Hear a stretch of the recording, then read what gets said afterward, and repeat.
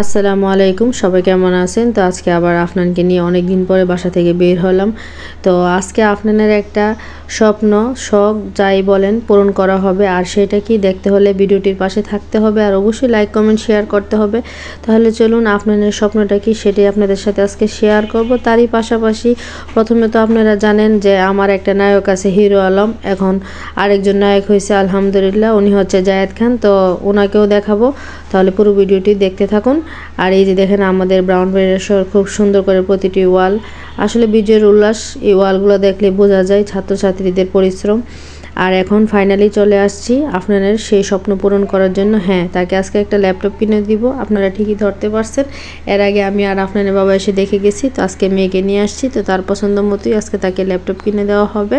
তো সে দেখতেছে, আর এই রিফাকে আমি একটু ফটোশ্যুট করে নিলাম, কারণ আমার তো কোনো কাজ নেই আর এগুলা সম্পর্কে আমার অভিজ্ঞতা নেই, সেজন্য আফনান বসে বসে দেখতেছে। তো ফাইনালি সে একটা ল্যাপটপ চয়েস করছে, আর এটাই হচ্ছে সেই ল্যাপটপটা। তো এখন বিল পেড করে এখান থেকে বের হয়ে চলে যাব। তো এটার সাথে কিছু জিনিস দিচ্ছে, তো এগুলো বুঝে নিতেছে আফনান।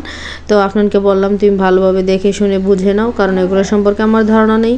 আর সে তো অনেক খুশি, তো সে তার প্রতিটা জিনিস গুছিয়ে ব্যাগে ঢুকিয়ে নিতেছে। আর এদিকে আমাদের ক্যাশ মেমো করা হইতেছে, তো আমি বিল পেড করে ফেলছি। আর এখন আফনান অনেক খুশি, তার পছন্দের জিনিসটা কিনে দিছি। আর এখন চলে যাব সেই জায়েদ খানকে দেখার জন্য।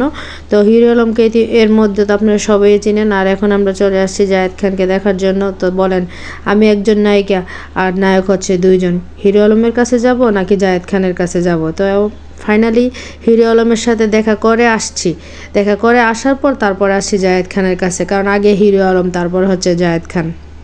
আর এই যে ফাইনালি জায়েদ খানকে দেখার জন্য চলে আসছি। সবাই অবশ্যই মাশাল্লাহ বলবেন, মাশাল্লাহ বলতে ভুল করবেন না। এটা হচ্ছে আমার নাতি। তো আলহামদুলিল্লাহ ফাইনালি দাদি হয়ে গেলাম, প্রথম হলাম নানি আর এখন হয়েছি দাদি। তো আমার ছেলে মেয়ে তারা তো নিয়ে টানাটানি করতেছে, তো তাদের কাছ থেকে আমি একটু সময়ের জন্য কুলে নিছি, কারণ তাদের কারণে আমি কুলে নিতে পারিনি। তো ফাইনালি ওনাকে কুলে নিছি। আর এই হচ্ছে জায়েদ খান। তো সবাই জায়েদ খান, হিরো আলম এই দুজনের জন্য অবশ্যই দোয়া করবেন আর মাশাল্লাহ বলতে ভুলবেন না। তো আজকে ভিডিওটা এতটুকু, সবাই ভালো থাকবেন, সুস্থ থাকবেন, আল্লাহ হাফেজ, আসসালামু আলাইকুম।